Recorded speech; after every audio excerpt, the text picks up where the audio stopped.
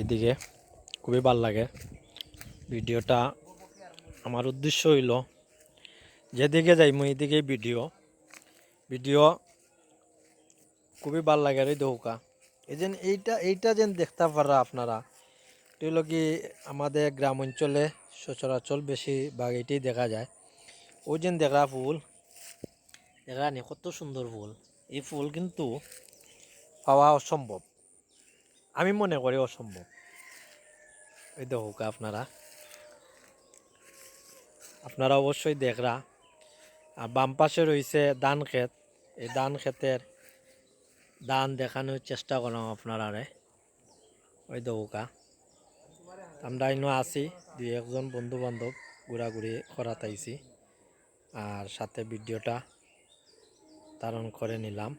অবশ্যই আপনারা আমার ভিডিওটা দেখার চেষ্টা করবেন। ওই দৌকা ধান ক্ষেতর মাঝে প্রচুর পরিমাণ ধান।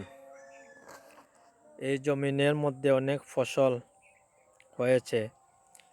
যদি কৃষকরা কৃষকের মতো কাজ করতো না, তাহলে এরকম ধান আমরা কখনোই পাওয়া সম্ভব হতো না।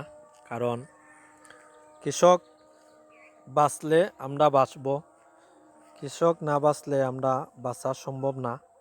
তাদের কারণে আমরা এই ডাল ভাত খেয়ে বেঁচে আছি, এটা সবাই স্বীকার করতে হবে। এটাই হচ্ছে বাস্তবিক প্রমাণ। আমি সব সময় সবুজ নিয়ে আমি সব সময় ভিডিও ধারণ করে যাচ্ছি। আমি প্রায় সময় ভিডিওগুলা আপলোড করে থাকি সবুজকে নিয়ে। সবুজের আশপাশে গাছপালা এবং আকাশের রং খুবই চমৎকার। সেই জন্য আমি আকাশকেই ভিডিওর মাধ্যমে তুলে রাখলাম। আর এই ভিডিওর মাধ্যমে আপনারাই এটা দেখে নেবেন অবশ্যই। কারণ ভিডিওটা হচ্ছে সবসময় আমি একটি কথাই বলি যে সবুজ নিয়ে সবসময় আমার ভিডিও বেশিরভাগ আমার খুবই ভালো লাগে। কৃষকের যে ফসল আছে এই ফসল নিয়ে ভিডিও ধারণ করা। এদিকে একটি রাস্তা আছে, এই রাস্তা দিয়ে হেঁটে হেঁটে হাওরের দিকে যাওয়া সম্ভব হয়, তাতে কোনো সমস্যা নাই।